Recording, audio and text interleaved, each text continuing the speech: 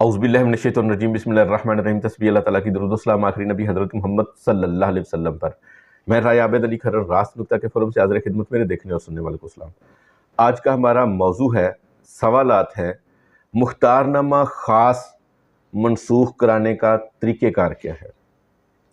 Special power of attorney को revoke करने का तरीका क्या है। अगर किसी शख्स को मुख्तार ख़ास मुकर्रर किया हो, अब उसको मुख्तार ख़ास को कैसे ख़त्म किया जाता है। आते हैं सवालात के जवाबात की तरफ। मुख्तारनामा ख़ास दो तरह का होता है। एक मुख्तारनामा को रजिस्टर्ड करवाया जाता है और दूसरे को गैर रजिस्टर्ड ही इस्तेमाल किया जाता है। मुख्तारनामा होता क्या है? मुख्तारनामा को हम पहले ज़ेरे बहस ला चुके हैं, थोड़ा सा मज़ीद इसके ऊपर डिस्कस कर लेते हैं। अगर किसी शख्स ने कोई काम करना है और वो ख़ुद कहीं मसरूफ़ है या शहर से बाहर है, किसी दूसरे शहर में गया है या मुल्क से बाहर है, तो वो अपने काम के हवाले से किसी दूसरे शख्स को मुकर्रर करे, उसको मुख्तार ख़ास कहते हैं। और मुख्तार ख़ास किसी छोटे काम के लिए मुकर्रर किया जाता है और छोटा सा काम मुकम्मल करने के लिए किया जाता है।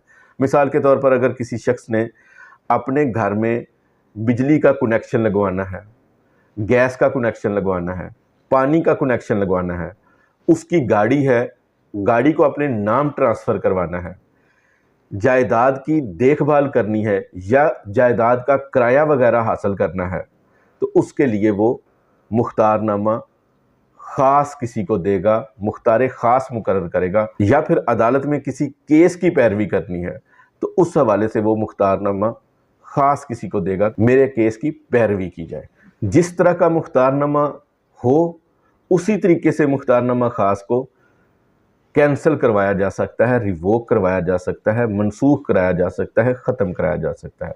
मिसाल के तौर पर अगर मुख्तारनामा ख़ास को रजिस्टर्ड करवाया गया है तो उसका तरीक़ेकार अलग है, और अगर रजिस्टर्ड नहीं करवाया तो उसका तरीक़ेकार ये है कि तालनामा तैयार किया जाएगा और उस शख्स का नाम लिखा जाएगा जिस शख्स ने ये मनसूख कराना है मुख्तारनामा ख़ास। तो वो उस अदारे में, जिस अदारे में पहले मुख्तारनामा ख़ास दिया है, मिसाल के तौर पर गाड़ी की अगर ट्रांसफ़र के लिए है तो एक्साइज़ डिपार्टमेंट में या लेस्को के डिपार्टमेंट में या सुई गैस के डिपार्टमेंट में दे देगा, या फिर रेवेन्यू का मैटर है तो रेवेन्यू के डिपार्टमेंट में दे देगा।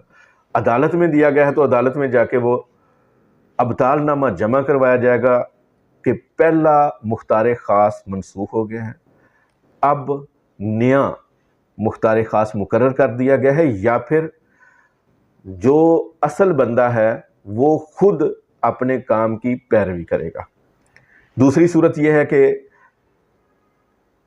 मुख्तारनामा देने वाला शख्स या मुख्तारनामा लेने वाला शख्स दोनों में से किसी की वफ़ात हो जाती है, और नंबर 3 काम मुकम्मल हो जाता है, तो फिर भी मुख्तारनामा ख़ास ख़त्म हो जाता है। लेकिन अगर मुख्तारनामा ख़ास रजिस्टर्ड है तो उसको ख़त्म करने का तरीक़ेकार बिल्कुल वही है जो मुख्तारनामा आम को ख़त्म करने का तरीक़ेकार है।